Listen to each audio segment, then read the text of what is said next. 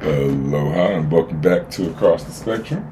We are going to tackle this Caitlin Clark story from at least 3 different views. This is going to be Benjamin Dixon. We got the PBD podcast next and Megan Kelly after that. Caitlin Clark is the point guard and the standout rookie for the Indiana Fever, the WNBA team. She has been named Time Magazine's Athlete of the Year. And considering the type of year that she had, absolutely fabulous year that she had on the court, it's well deserved.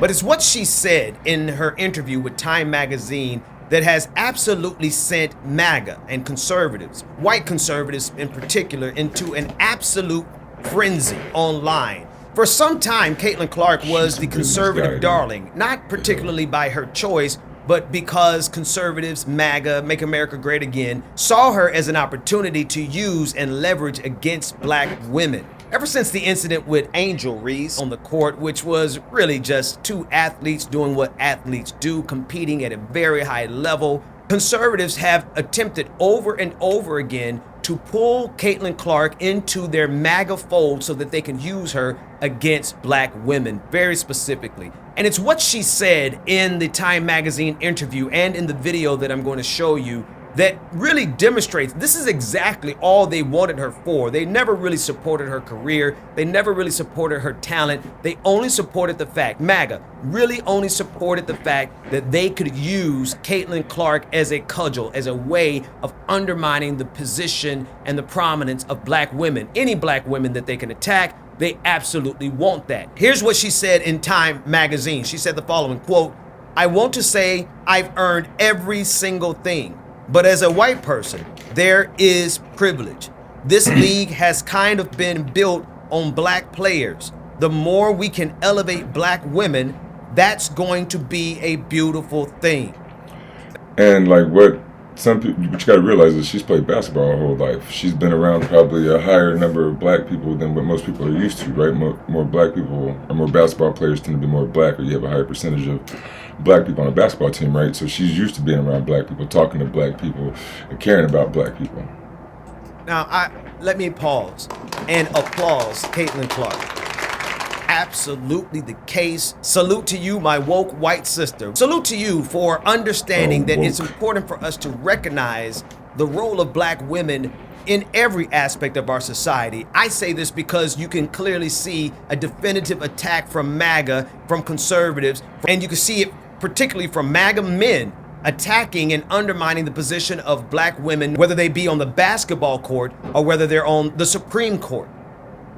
And it's this reaction, it's this comment that has sent so many conservatives into a frenzy. Megan Kelly, formerly of Fox News and formerly of NBC and formerly of actual prominence and now just a regular old internet commentator, this is what she had to say about it. She said, quote, "Look at this. She's on the knee, all but apologizing for being white and getting attention. The self-flagellation, the oh, please pay attention to the black players who are really the ones you want to celebrate. Condescending, fake, transparent, and sad." You're really mad about this, Megan Kelly. Megan Kelly, you're really upset about this. What is it about black women getting recognition that triggers you so poorly? Is it the fact that you thought that you could become the next Oprah Winfrey with your huge contract from NBC, only to discover that you did not have the talent of Oprah Winfrey? Is that the reason you're so triggered by this? But Megan Kelly wasn't by herself. There's so many other replies. And before I get to the replies, I want to play the video for you so that you can hear it out of Caitlin Clark's mouth yourself. Black female athletes and make sure that they were getting the shine, kind of like your pioneers were getting the shine that they deserved. And I just want to know how you feel or how you respond to some of those criticisms when you have to deal with something that it's really not your problem. Like, I feel like it's them looking in a mirror a little bit, but it still comes down on your shoulders. I feel like I always have had really good perspective on everything that's kind of happened in my life, whether that's been good, whether that's been bad. And then obviously coming to the WNBA, like I've said, I feel like I've earned every single thing that's happened to me over the course of my career. But also, I grew up a fan of this league from a very young age. Like, my favorite player was Maya Moore. Like, I know what this league was about. And like I said, like, it's only been around 25 plus years. So I know there's been so many amazing black women that have been in this league, and continuing to uplift them, I think, is very important. And that's something I'm very aware of. And like I said, like, I try to just be real and authentic and, share my truth. And I think that's very easy for me. Like, I'm very comfortable in my own skin. And that's kind of been how it is my entire life. Yes. Right on, Caitlin. This is absolutely, it doesn't take much, people, to recognize the folks who came before you. It is triggering to MAGA to recognize someone that came before them, especially if that someone is a... I know, right? And MAGA's, like, they're all about tradition, right? So this is the tradition of the WNBA, not necessarily being black, but like just she's talking about the builders of the WNBA, the women who came before who built the tradition of the NBA, WNBA. It's so weird that they're so hard up on certain traditions and then don't care about other traditions. The black person. Even more difficult if it's a black woman. We've seen some of the greatest attacks on blackness that comes directly through black women, attacking black women, from Ketanji Brown Jackson on the Supreme Court all the way down to the basketball court. We've seen a concerted effort to undermine the position and the respect and the authority and the power that black women have and are garnering in this nation. Don't get it twisted, they come after black men quite a bit, a whole lot. But they have a special ire, a special disdain in their heart for black women. And we see it as evidenced by how they are now turning on Caitlin Clark because she had the nerve, the unmitigated gall to recognize the importance of the people who paved the way for her to be on that court and for her to be the athlete of the year and for her to achieve all the things that she's achieved. There was a... She recognized their tradition. Pathway paved by the women in the WNBA that came before her. And this is just too triggering for MAGA, which lets you know that every bit of the support that they gave her up until this point was phony. As phony as Megyn Kelly is trying to say that Caitlin Clark is, that is how phony the entire support, this entire year of them trying to use Caitlin Clark as a wedge against black women, it was transparent to any of us who were paying attention before.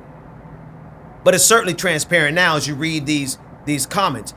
This one user says, oh no, we don't want that one. That user was a threat to me. Let's take that one down. Oh, here's one.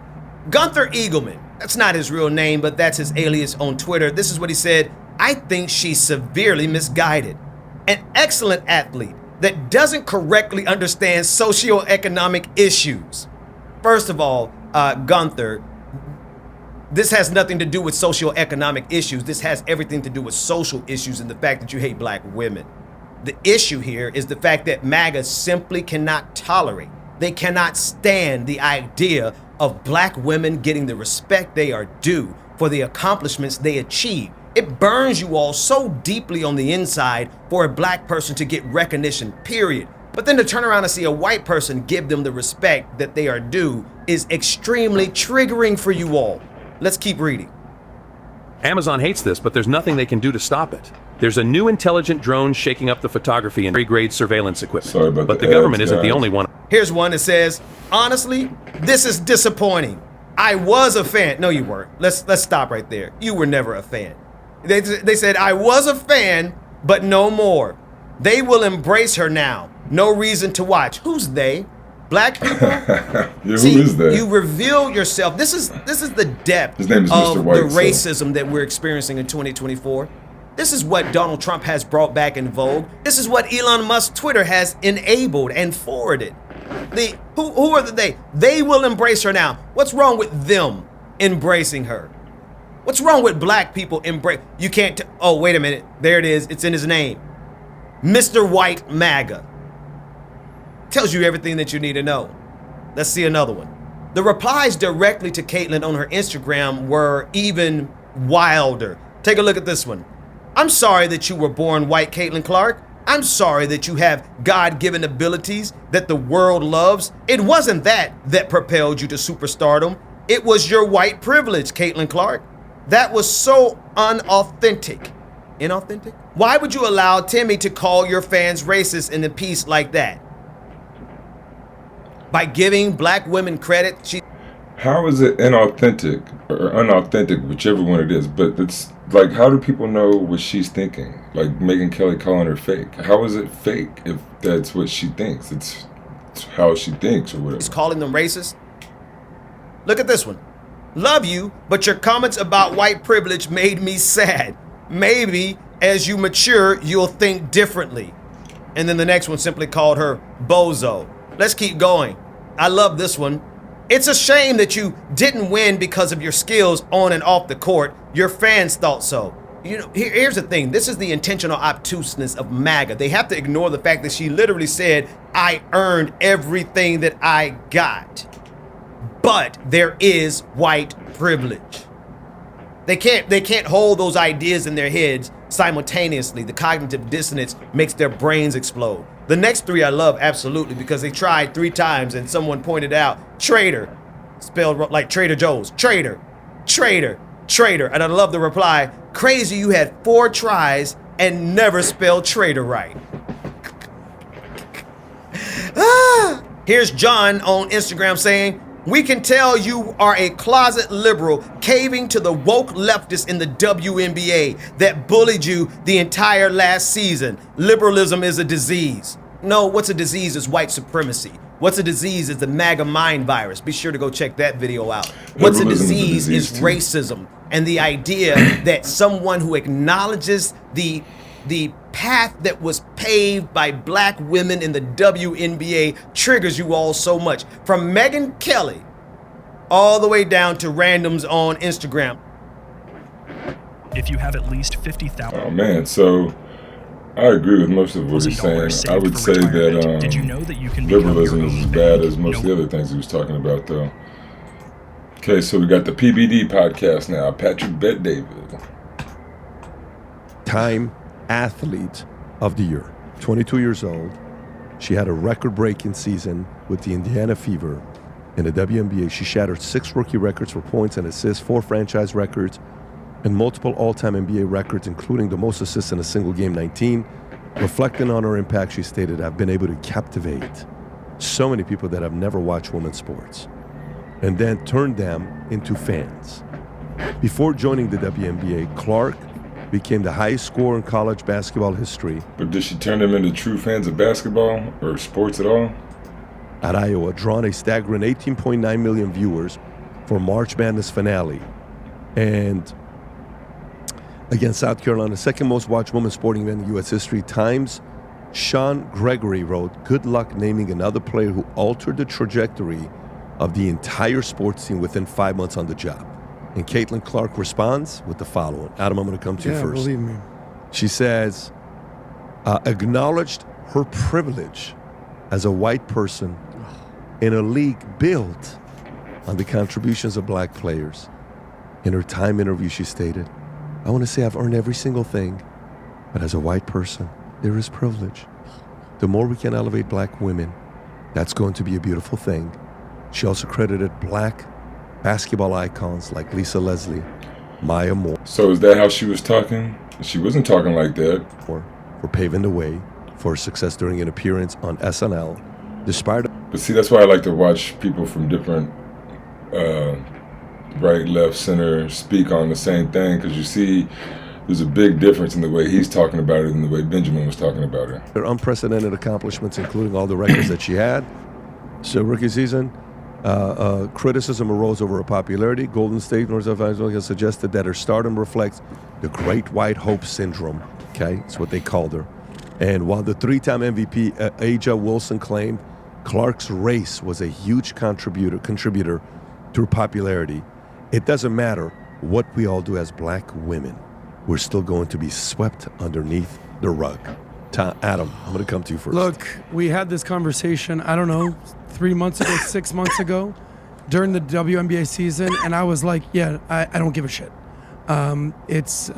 She's being catapulted to this amazing star.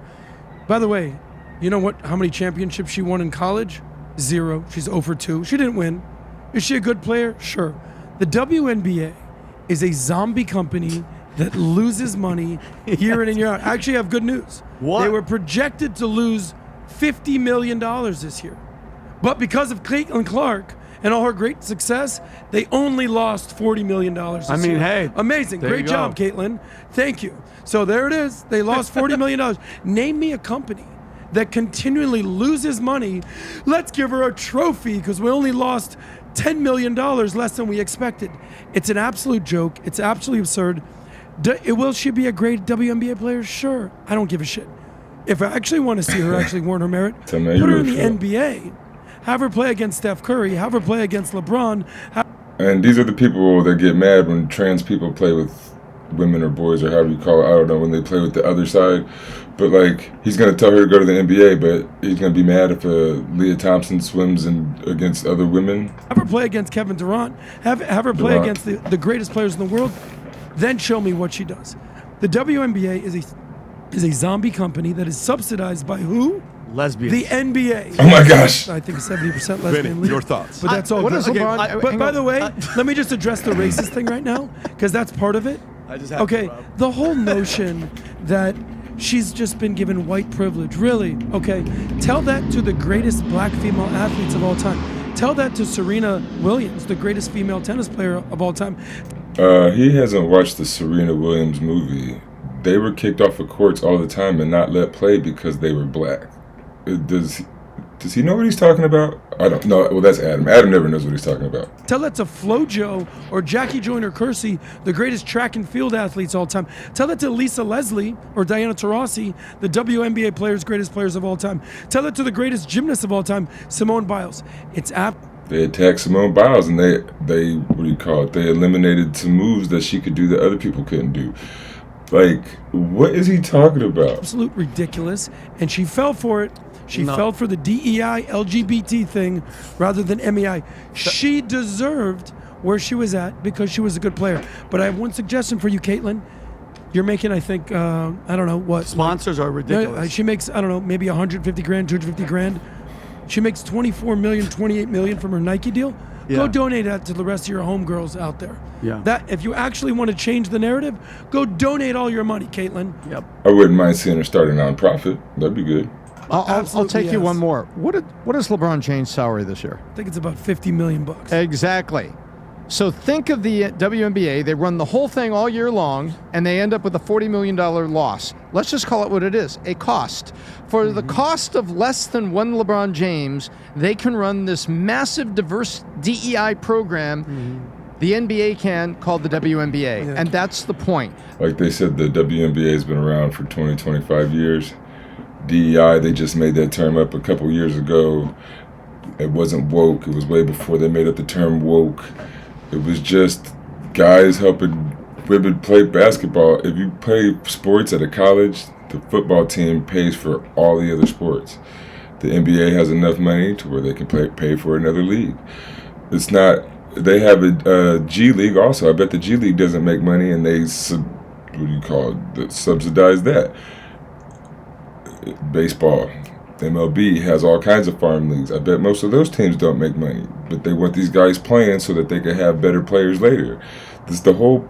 Not everything. See, these guys are straight pure capitalists, right? So to them, everything is about money, right? So that's like the whole CEO shooter stuff, right? These guys are on the side of money, and it's okay to have this type of job. In fact, PVD was an insurance salesman himself, right? So he's gonna cost save benefit to your life, right? So they're cost saving benefit to this league type stuff. So it's not about making money. It's about giving people opportunity, which is what America was supposed to be about, I thought. They're trying to elevate women's sports. They're trying to do it, and they see it as a marketing cost, Adam. It's a marketing cost because net, hey guys, we're gonna lose 50 million bucks on this. You know what? Guess what? Yeah. You know, we'll keep trying. We'll keep doing it. She just lost. Like, let me explain something to you. I was never going to watch a game, but if there was ever a chance that I was, it's all gone. Because you know what, Caitlin? You didn't make it to the WNBA because of the color of your skin. That's not You what she played said. because you worked your ass off. Hours in the gym, sweat, sacrifice and everything. It's not some imaginary head start that you got, okay? Let's be honest with each other. If this was a white privilege was a thing, every broke-ass white person in middle America would be dunking on all of us. I think somebody, Adam, she didn't change it. Somebody talked to her. Remember all the girls that were just all talking shit about her from the beginning? This was a tune change because that's how they roll. That WNBA is woke as shit. The NBA is woke as shit. And they had to tell her, you better change your thing or we're not going to get behind you 100%. And she... Well, again, most basketball areas are going to be more black. Woke is the new term for thug or the N-word, right? So yes, when you're talking about black people, you're going to call them woke. If you're on that level of things. So yeah, she's in a woke area because she's surrounded by wokies or thugs or DEI or the N-word peoples, right? She did. She bowed down, and that's exactly what happened. And I'll never. I would have bought a jersey. Done. What? You know would what I think? actually? What jersey would you have bought? Clark. I'm You joking. would've. I would You know never. what I So think- that's how. You know how I know I you're think gay, it's- Vinny? Yeah. That's how. I think it's very clever, and it's an evil plot on Caitlin Clark's. What? I think she's trying to play nice and say some things, loosen up the defense, and break her own records next year. Ooh. Yeah, that's Stop. That's Tom. you're so funny. Strategic. And- Tom That's tried coming to from a get, winner. like- That guy won the World Series. And so- it's not. gonna Here's what work. I'll say. I just got a couple thoughts here, and then we'll wrap up because we got certain things we got to do. So, you know, I actually do want to see WNBA succeed. You know, because there's nothing wrong with girls competing with girls. There's nothing wrong with that. I actually like it. I think it's great if that's when you have 4 kids, they all have different dreams. All you care about as a parent is, hey, what's your dream, kid? Let me help you get to it, right? And I'd love if Brooklyn or Senna, they're like, hey, Daddy, I want to be a basketball player. So, you know, Saturday, Sunday, out with Senna, she's shooting baskets, and we go back and forth. To record is she's made 6 shots in a row, and it's a cool little moment that we have together. I enjoy it. Does she like playing basketball? No. We just do it as a form of exercise that we have. So I don't mind this winning. I actually want to see WNBA do well. But what she just did is exactly why I haven't watched a minute of an NBA game this year. I'm done. I'm unattracted. When NBA did the BLM thing, and all this stuff in their NBA field said BLM, and they were bitching about everything that's going on, and DeSantis is a bad guy, yet you did your NBA playoffs in Orlando, Yeah. okay, where it's the only state that would allow you to do it, and then you want to bitch about bad policies of Florida? You came to Florida. Yeah. I was done with the NBA. LeBron James destroyed a great game, and a lot of people can say stuff about him. I still put him as the second greatest. I was hoping Caitlin would stay and say, look, I respect everybody. I've earned to be here. I've worked very hard. But to go to the victimhood mentality place, so disappointing. How is she a victim? She won the awards and was getting interviewed by Time Magazine. She's a pro athlete. She didn't say anything was wrong with anybody around her. She didn't say anybody had hurt her. She didn't play victim at all. So unattractive that I couldn't even sit there and have my kids look up to her as a hero. That's the part. I want to find a kid for my daughters to look up to. We don't agree with victimhood mentality. Because we're Middle Eastern. Can you imagine? It's like, oh, we don't have white privilege. Their daddy is as Middle Eastern as it gets. We don't believe in that stuff. My dad was a cashier at a 99-cent store in Inglewood. The man never complained about hard work. He's 82 years old, about to turn 83. Good luck hearing this guy complain about his health and the pain and all the stuff that he has. We don't have any kind of privilege about white people have it over us. I've never felt it that way before. I've never felt it that way with, well, this community is this, that community is this.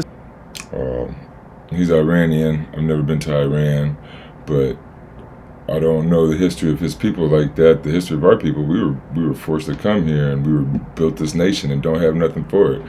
All through the 20th century, we'd build towns and they'd get firebombed, or we'd get ran out and stuff, all the way through the 70s. So, I mean, we tried to build up. I mean, that's a long story, but I mean, this guy is just like when people get rich and then they just forget about everybody else, that's this man. This community says, what an unattractive acceptance speech. What an unattractive acceptance speech by a 22-year-old that's being fed all this stuff. Such a big turnoff. I'm so disappointed. I was wanting to take my girls to a Indiana Fever game this year, courtside, to watch her play. I'm done. I'm so upset and disappointed with this. You and me both. Why can't you just not make a comment like that? Yep. Just play the game. You're playing a game. WNBA, would you like conservatives to watch the game? Of course they would. Would you like capitalists to watch the game? Yep. So when that kicker, from I forget what team he's from. I think it might have been the Chiefs. I could be wrong, but he did that speech at that college, right? It was a lot of conservative stuff, a lot of religiosity stuff. Fine. He got in a little, wouldn't say he got in a little trouble, but like people talked about it. Some people didn't like it. Some people whatever. I guess he said something about a wife's place in the kitchen or at the home or something like that. Don't quote me on that. Look it up before you get mad at him. But if people say the things that they like, they're cool with it. If people say the things they don't like, they're like, why can't you just not talk? Why can't you? You guys are sitting here talking. Who are you? You're an insurance salesman who now talks. I don't know what Vinny is. I don't know, but everybody has an opinion. Everybody is just as important as the next man. Like, these are the people who think Elon Musk, because he has his billions and billions, is more important than Jordan Neely, because Jordan Neely was homeless, right? In the what's that, the CEO guy, he's more important than Jordan Neely because he had the power to deny people health insurance and make money off it, while Jordan Neely needed health insurance and couldn't get none, so he got killed for it. But see, these guys. Would you like libertarians to watch the game? Mm-hmm. Would you like independents, or would you like Republicans to watch the game? You don't want them to watch the game, and you want to keep using them? No problem. Go ahead. Just have your liberal. We want basketball fans to watch the game. It's not about being a Republican or a libertarian or a capitalist. It's about loving the game of basketball. If you don't like basketball, that was the whole point of Caitlin Clark's fan base in the beginning. They don't like basketball. They just like that she's white, and they want to sit there and yell at people and cause a hoo-ha. If they like basketball, they would understand more about what she's talking about, because they probably would have been following basketball longer. But since you guys don't like basketball, you don't need to be a fan. Fine, don't watch. Who cares? You didn't before. They're not going to lose any extra money because you're not watching. Audience watching WNBA. Go ahead. Do your thing. Not interested. PBD, Do your thing. I'm happy that you finally came to the good side. No, Because- it's not the point. No, your point when you were saying, you and I, our debate was that the WNBA doesn't have a shot at being profitable. You know, when you say 50 million to 40 million to this, the biggest, for many years, Amazon was criticized because they weren't making profits. And everybody is like, listen, if you're not comfortable with this, don't buy our stock. Don't expect dividends for years. But if you're thinking long term, you're eventually going to make a lot of money. He made people a lot of money. In an interview last week, he said something very interesting. The guy says, how does it feel having a net worth of $200 billion? He says, actually, don't look at it that way. He says, how do you look at it? He says, well, Amazon is worth roughly $2.4 trillion. He says, yeah. He says, I look at it as I've helped create $2.2 trillion of wealth for other people. Nice. That's the milestone I celebrate. So I hope these guys figured out. I want businesses to do well. Every time a business goes out of business, I don't like it. But I cannot stand to the core when we hear these messages about victimhood. It's so unattractive. She didn't say It's she was so a victim. annoying. And a parent like myself doesn't want to applaud someone like that. Right now, we had a meeting this week about, hey, Pat, what's the next book you want to write? Next book I want to write the next, 2 to 4 years. We're looking at what it is. It takes a lot of time every time we go through this. It's either something to do with business, but a lot of people are asking about fatherhood. Here's the thing. If I write a book on fatherhood, first chapter, you know what it's going to say? Read this book at your own risk. Don't look at me as a great father. We'll know if I'm a good father or not in 40 years. But if you want to apply, this is how I raise my kids. You want to do it, great. You don't, I totally get it. But it's such an unattractive thing. Well, It's just not Not caring attractive. about other people. That's probably not a Listen good to book this, read. audience, at your own risk. The WNBA will never succeed. It's never going to make money. It is a zombie organization. It does not have mass market appeal or provide value like Amazon and Jeff Bezos did. There's limited interest. No sports league provides value like the Amazon does. It's all about entertainment and smiling. It just brings happiness to a certain amount of people who like that sport. Fans, 80% of sports fans are men. Zero interest in the WNBA. It's a lesbian league that they're trying to shove down I our disagree. throats. I We have no disagree. interest. Adam, it's very hard to the pull. proof's in the pudding, No, it's PBD. not. No. Wait a minute. You isolate concerns. It's You don't- all Adam, shit show. you- None of it is working. You don't get 8.8. All right, so that seems like it's just going to be more about the business side of it. So we're going to go to the next video of Caitlin Clark, and I think it's going to be Megyn Kelly. We need to talk about Caitlin Clark. Caitlin Clark of Iowa, but now playing for Indiana in the WNBA, gets honored in time as the Athlete of the Year. I don't know. I guess they need a lot of covers or something. I mean, whatever. I get they just want people who are going to sell their shitty magazine. So she gets selected as athlete of the year. And what does Caitlin Clark do? Like this woman who's a superstar. She's the Michael Jordan of the WNBA. And she's become a phenom in part because the players of the WNBA can't fucking stand her. Why? Mm-hmm. Because she's white. It's abject, absolute racism. It's total racism. And one of the things that's been admirable about Caitlin is she just continues to play her game and put points on the board. And she does very well, and she wins games, and she puts butts in the seats, and she sells tickets, and she gets people tuning in on television. And all really we want to hear from anybody about this is thank you. Thank you to Caitlin Clark for making our league relevant and so on. But instead, she's been bullied repeatedly by the players in this league. She's been assaulted physically. She's been scratched in the eye. And I mean, all of this is on camera. We've covered it repeatedly on the show. She plays a physical So she gets sport. this. People break their legs in the NBA. People get beat up all the time. I hate how they treat her like a baby. She's not a baby. She's playing a contact sport. Honor. And all she has to do is continue staying above it. Thank you. I'm grateful. Love being in the WNBA, and I love my colleagues who I play with, my teammates. That's it. Instead, she decides to go racial. And what she says is she feels the need to acknowledge her white privilege. Basically, she's sorry she's white. She feels really bad about it, though. So she didn't say she's you sorry should give her a she's pass. white. And then she makes a point of saying the ones we really need to be celebrating are the black women on whose backs this league was built, which I have to tell you is so condescending. It really It's true that most of these black women have been bullying her and want her to understand it's their league. Hello, you don't own the league. Blacks don't own the league, just like whites don't own tennis or golf. Nobody owns the league. This is America. Anybody can play if they're good enough. But they want her on the knee. You'll bend the knee and you'll apologize for being white, and you will suck up to the black women who built this league before you, or you will be beaten. You will be assaulted, and you will be bullied with no friends. So she does it. She finally did it. She bent the knee, self-flagellated over white privilege, and look at the black women in this league. And I have to tell you, if I were a black woman in that league, I think I'd say, screw you. Because don't treat me like I am the ugly stepsister and you are Cinderella, and no prince is going to look at me unless Cinderella says, oh, give her a little time. Oh, put her in the spotlight for a moment. I would be offended, genuinely offended by her. Like, look over there. Look at them. They're not white. They did a lot too. And here's the other thing. It's totally insincere. And here's how you know it's totally insincere. Because if Caitlin Clark really felt uncomfortable in the spotlight as the newbie who's white, because white people didn't build the league. She didn't say she's uncomfortable in the spotlight. That's not what she said either.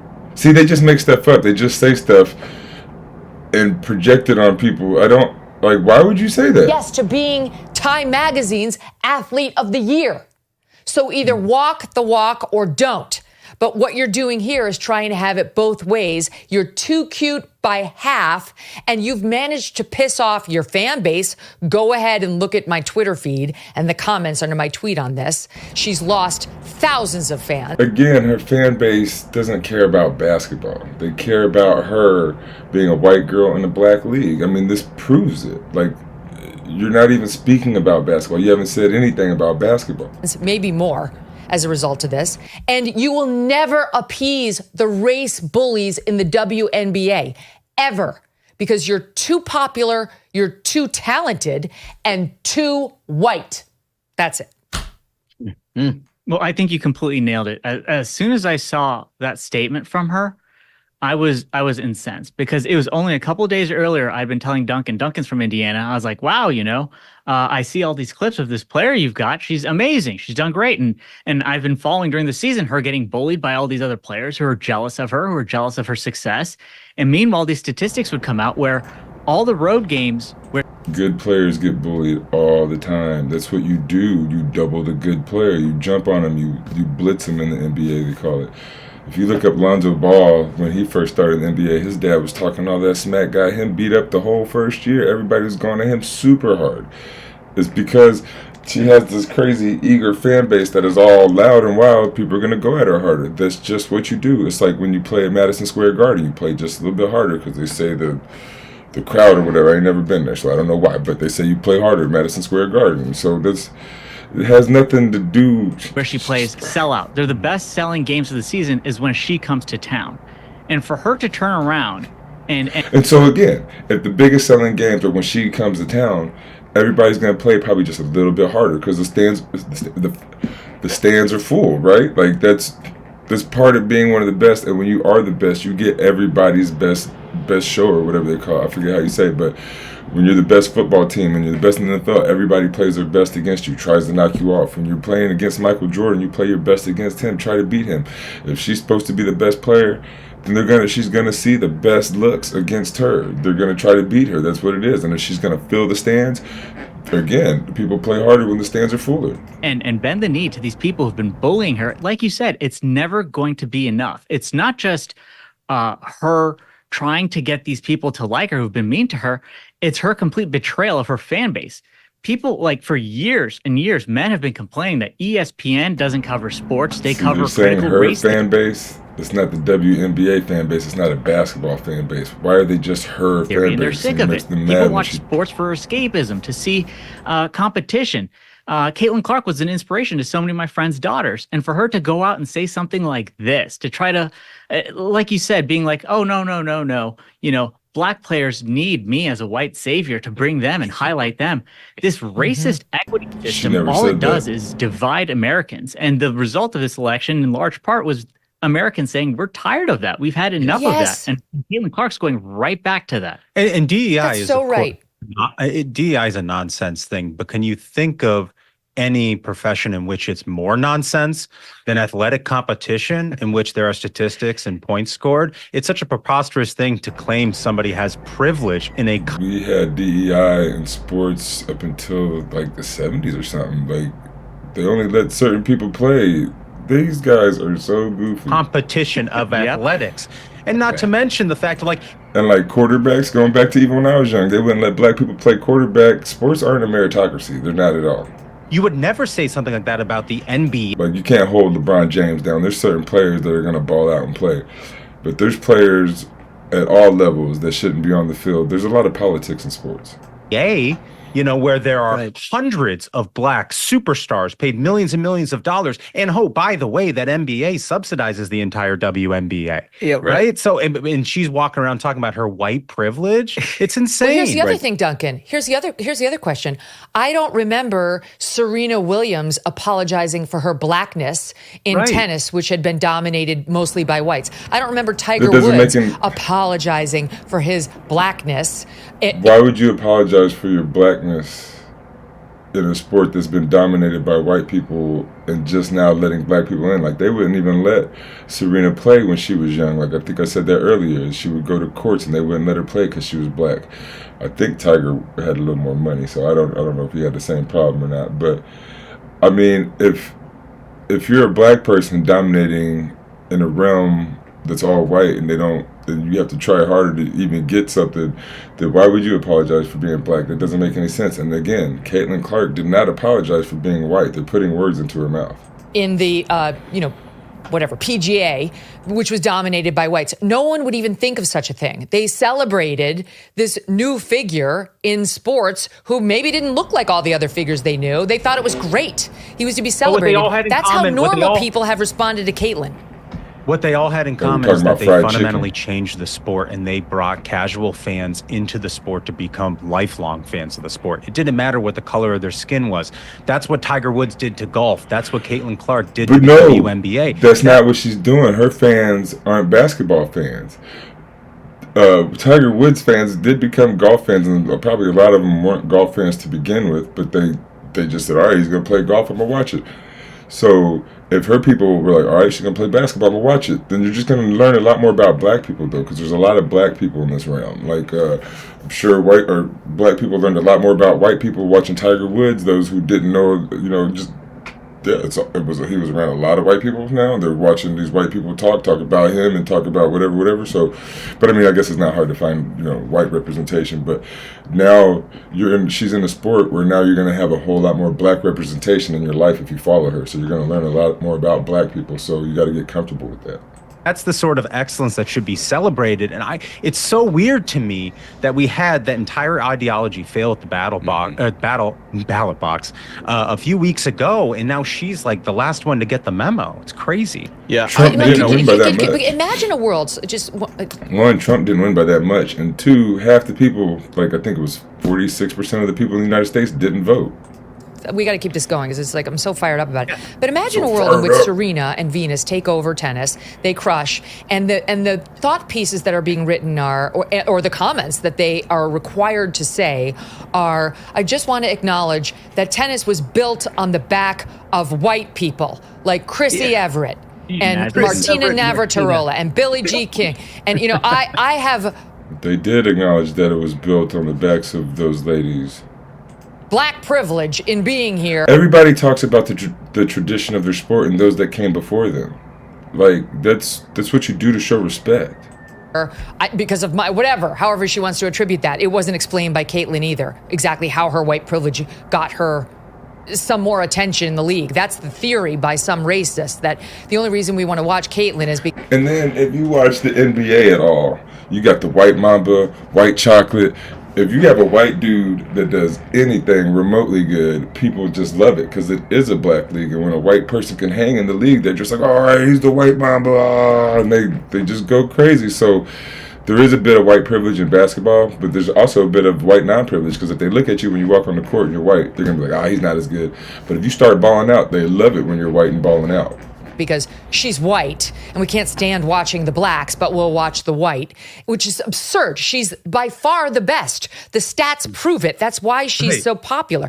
But in what world would we ever be comfortable saying to these black superstars, you better acknowledge the backs on whose, bodies, tennis and golf and whatever white sport you can think of. You don't have to say that to them because everybody acknowledges the people that came before them. That's kind of what you do. You probably acknowledge the news anchors that come before you that say,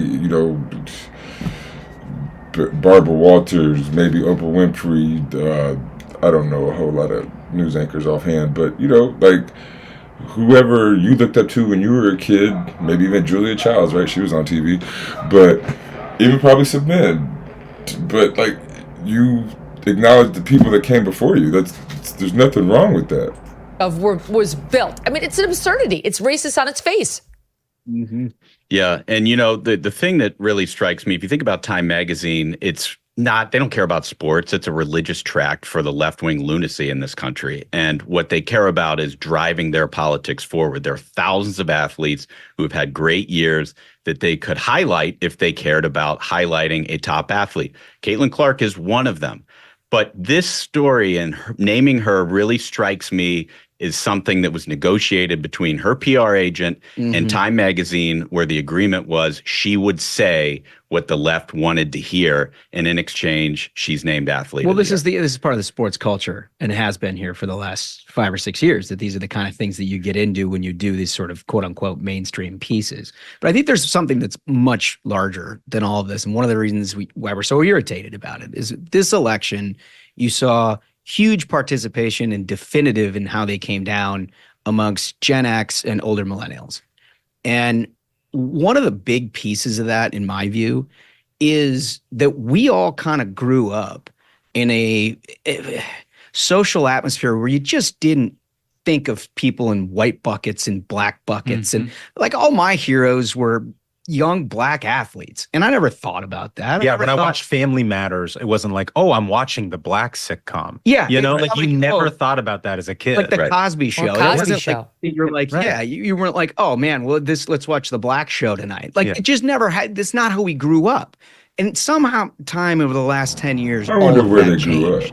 And it took people a while to try to figure out how and why and what they could do about it. In this election, they finally said, fuck you.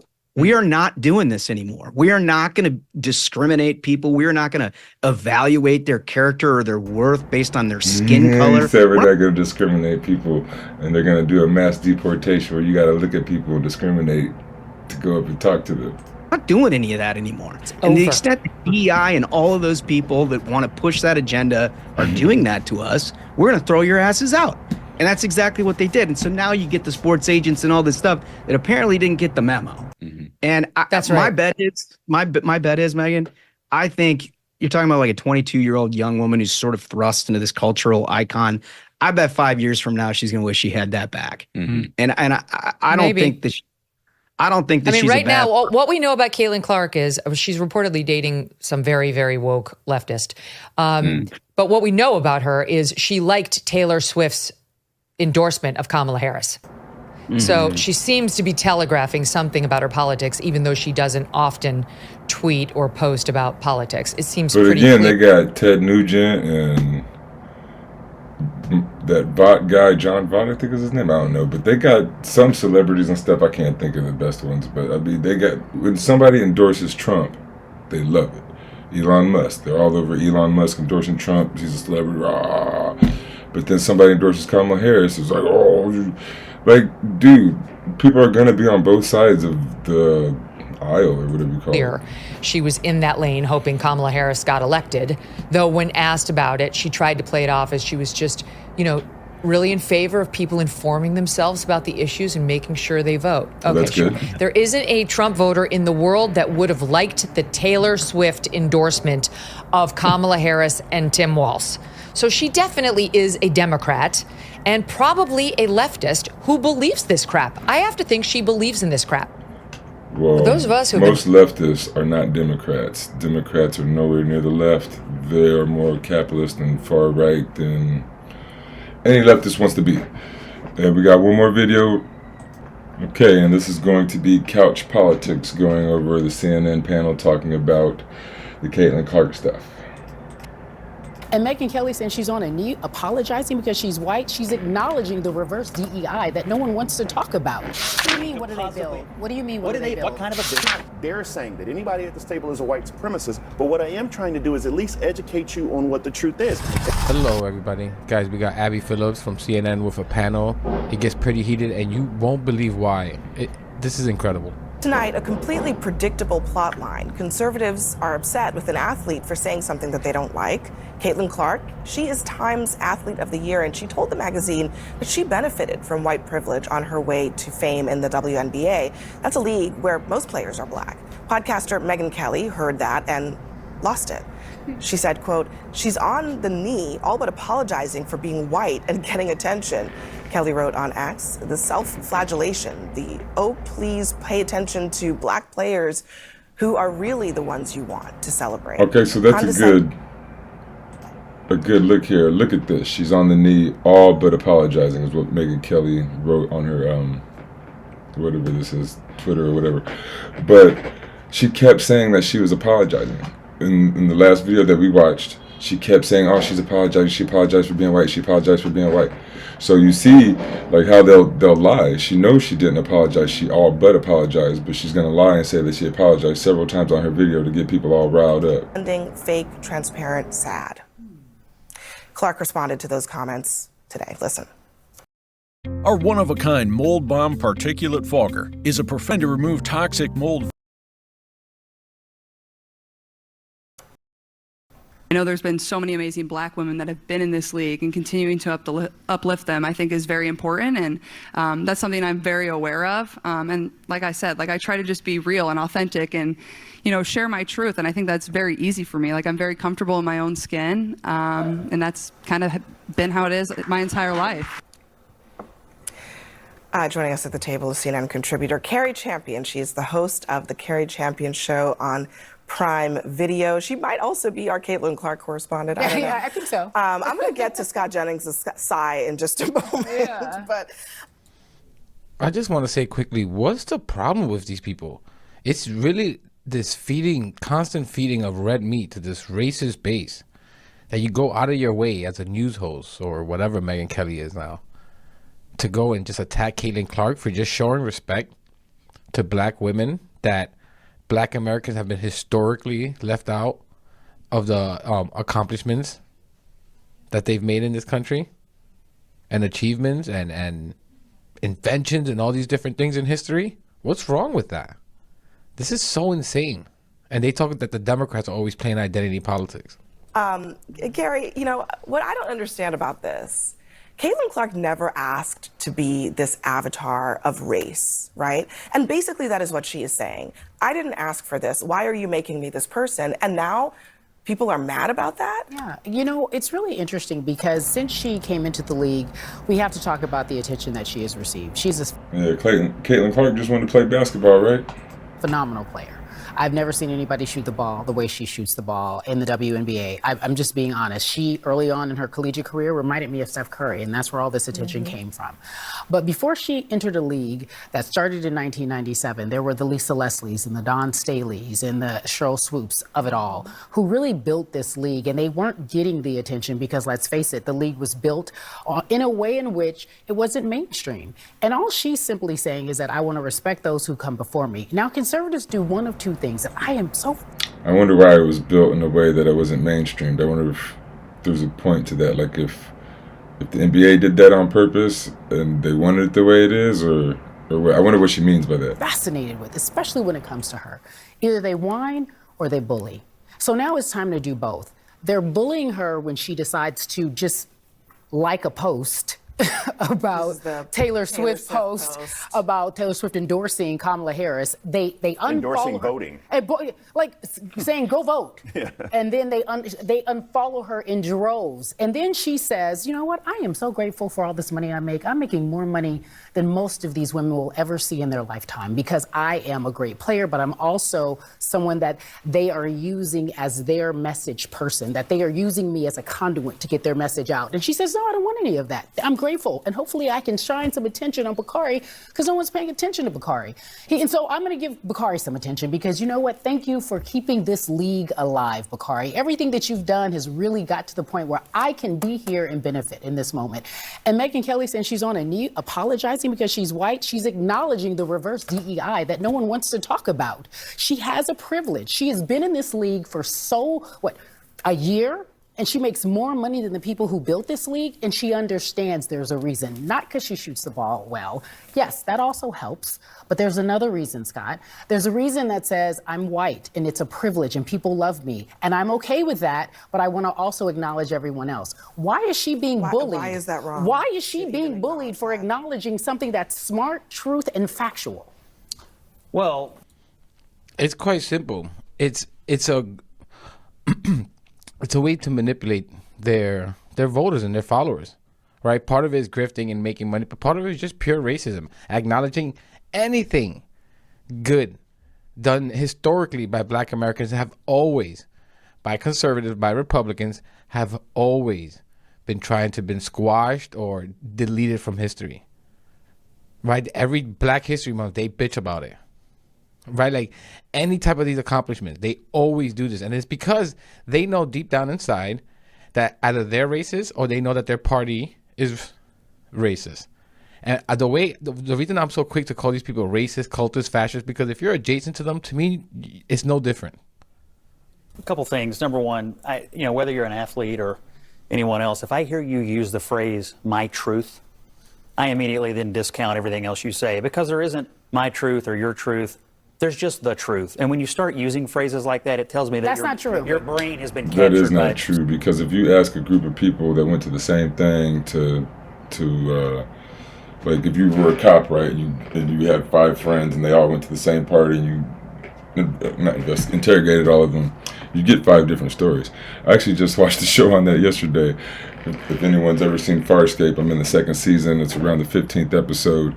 They all got taken by these aliens that are strong, like police type aliens, and they interviewed them all, interrogated them all, and they all gave slightly different stories. And in the show, they were going to kill them and whatnot. But the main guy says, he comes to them and he says, when you talk to people, they're going to give their truth. They're going to say it from their perspective, and they're like, we don't do that. So their people are different. But anyway, that's a little bit of a tangent. If you like sci-fi, go check out Farscape. Something that I don't really respect. That's not true. Number two. That's not true. Number two. And what is it that you don't respect about it? Acknowledging people who came before you and paved the way. And I do think Caitlin Clark is a fantastic player. Probably the best woman I've ever seen play basketball, no question, and better than a lot of guys. But to say that, obviously, the reason that she's getting attention is because she's a white woman doing this in a predominantly black woman sport. And that's all she's acknowledging. Without saying that, she's just acknowledging the people that have been here before that also deserve credit. And this enrages them. You have to look at yourself in the mirror as to why. The attention the league got this year was amazing, and it was all because of her. She is an amazing player. The arenas were full when she played in them. The TV ratings were up when she was on television. That's undeniable. But, you know, the league still lost like $40 million this year. And it's never made money. And to me, when you're talking about having respecting people who built something, what did they build? A league that loses money every year? She has the capacity. What do you mean, what did they build? What do you mean, what did they build? What kind of a business did they build? They've had a business model that has allowed women who have never had a professional sport here in America, in the United States of America, to play. They've kept it alive as opposed to sitting them. And still, that's a very right-wing capitalist view, right? Like, so what did they do? How they're not making money? So a left-wing, maybe more communist view is, oh, we're the NBA. We have plenty of money. We can subsidize the women's league because we love basketball so much. We want our daughters and our females to be able to play basketball, and we don't care if it costs us $40 or $50 million a year because we're bringing in like $1 billion a year, at least hundreds and hundreds of millions of dollars a year. So what's the matter? A couple 400 or $40 or $50 million when they got plenty to give. Overseas. But that's what she's built. That's what they've built. This is the problem with the conversation about race in this country that we've never tackled. Because there are two things fundamentally wrong with what Scott said. The first is when you say things like my truth, right, and you just tune that out. My truth is just vastly different than yours. It's not just the truth. In fact, one of the things I would like to just help you understand is that the definition of white supremacy, do you know what the definition of white supremacy is? It's when you feel like equality is oppression. And for some reason, I wouldn't say for that. some reason, it gets so entangled because people just simply... I wouldn't say white supremacy is just when you feel like equality is oppression. When you do have more stuff, like if we were to equalize stuff, what's his name? Elon Musk would feel very oppressed if we equalized everything. But white supremacy goes a little bit deeper than that. Want equality, and you feel like that's taking away something from you. I'm not dare saying that anybody at this table is a white supremacist, but what I am trying to do is at least educate you on what the truth is. And so we both come from different, we want the same America for our children, but we come from different places. We don't necessarily want equality. Some of us just want equity, right? And all I'm saying about Caitlin Clark That's a different statement. All I'm saying about it's not a different statement. All I'm saying about Caitlin Clark is this. I have a bias against Caitlin Clark. Yes, just innately. You have said it, yes. And I wanted to be extremely clear because I'm a South Carolina Gamecock fan, and she took away one championship. But I also recognize. I mean, I'll quickly stop it. And he's completely right. It's just like, it's just because you're offering segments of the population who've been historically oppressed and systematically held back. Right? Is this attack on DEI? DEI is seen as anti-white. And they must in some world in their head, they must realize that they have an extra privilege, an extra benefit for being white. And to make it equal, it must mean that they'll come down. When the truth is, that's not really what's going to happen. You'll still get the benefits up here, white people, but also people of color, mainly black people, will also get these opportunities and treatment.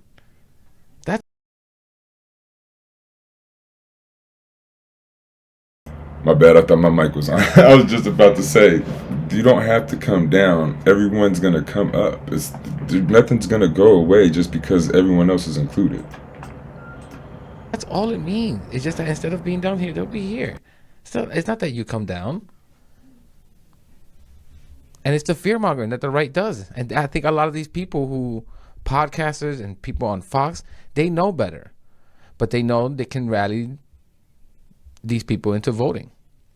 That Caitlin Clark knows something that this is the second point. The first point was my truth. The second point is, Scott, you cannot denigrate. You cannot simply say that Dawn Staley and Lisa Leslie and Cheryl Swoops and all these women who do something insanely better than all of us at this table did not build anything that you can't respect.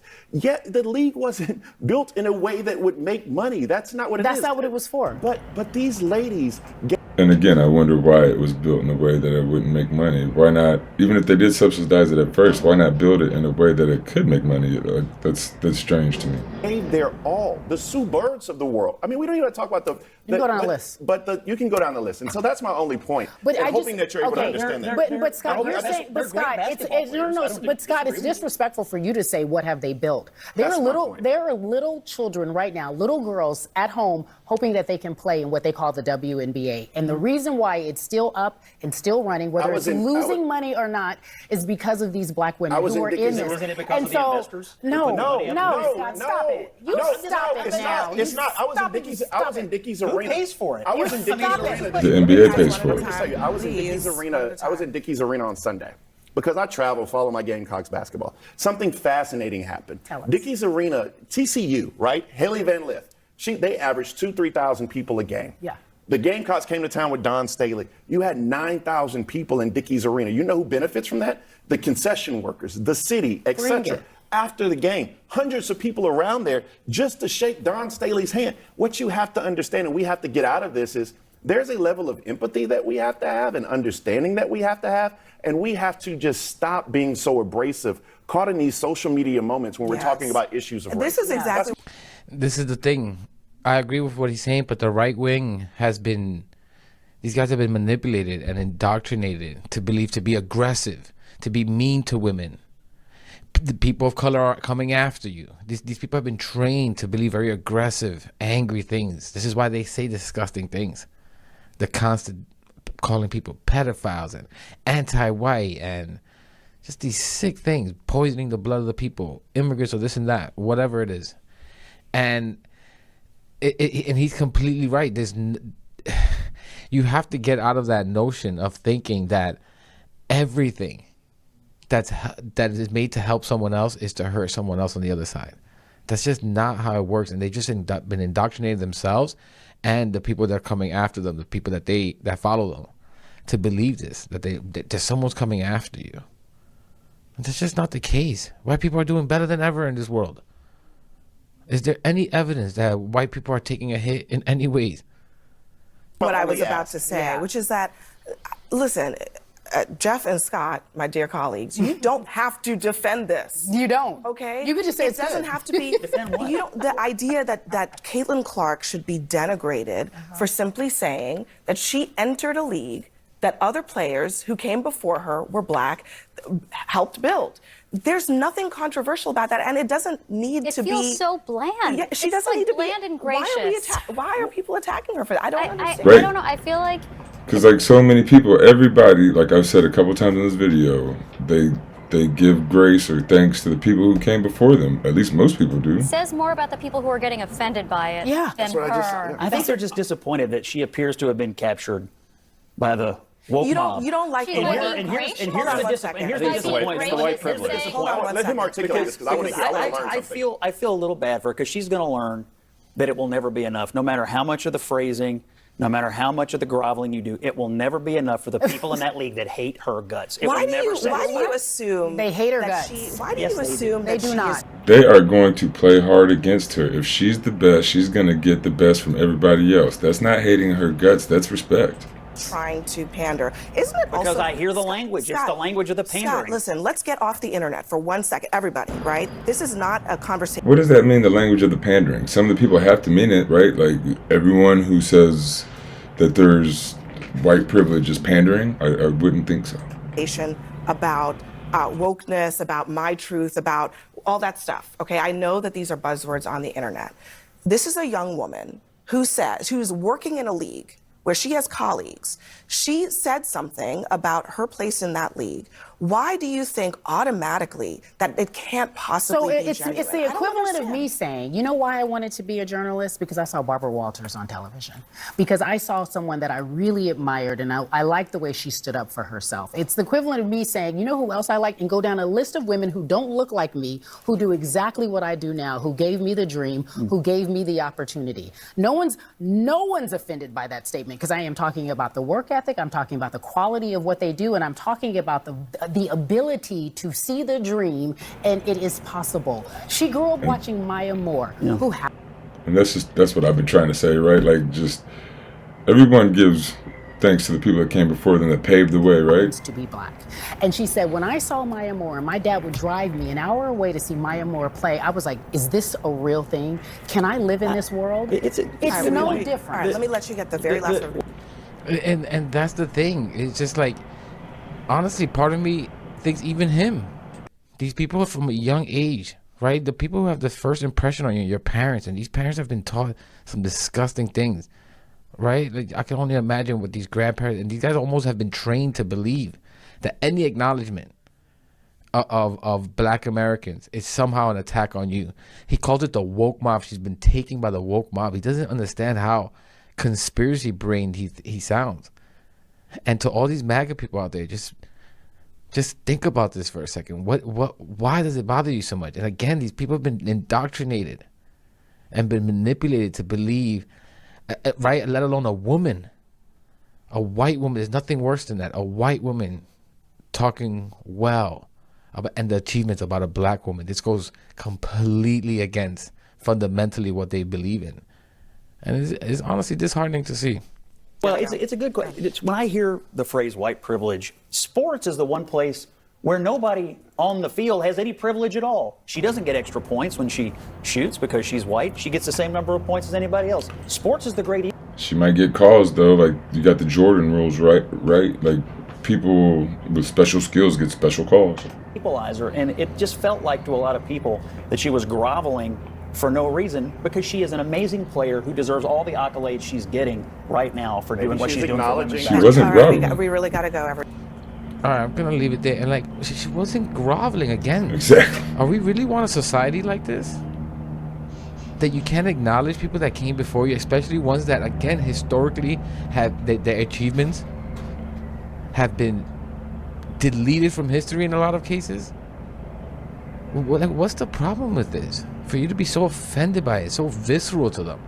It's such a dagger to their heart. And guys, I think, right, for some people, they might think, you know, reporting on this stuff is trivial, but my fear is that we'll come to a world where the ideology of Scott Jennings, this is all over the airways on the internet. There's much more people on the internet and YouTubers and podcasters and Facebookers and all these different people that are on the right wing. They're much more prevalent on the right wing. And my fear is that 5-10 years from now, the internet is just overwhelmed with right-wing garbage and just teach you to just hate and have this anger. What happened to kindness, empathy? Like, these people scream Christianity, but forget the most fundamental part of that is be kind to others. It's really sad to see. And again, I think it's important to fight back. It's an information war with MAGA. We need to have our perspectives just as prevalent as theirs. So that maybe you could rattle some of these MAGA voters out of there. Just a 0.5% or 1% here and there. But I'm going to leave it there, guys. That's my spiel. All right, so I like how he ended there, talking about he wanted to get our perspective out there. He seems to be a pretty far left guy. This is couch politics. Benjamin Dixon started this video. He's fairly left. I'd say he's kind of center left. Then we had PBD, who's very far right, about as far right as you can get. Him and his show. Then we had some Megyn Kelly and some CNN. So yeah, that's what I like to do, is I watch news from all the different angles. I like to see all the different people's opinions. And so I thought I'd just take you through it with me on the Caitlin Clark angle or story. And until next time, stay informed.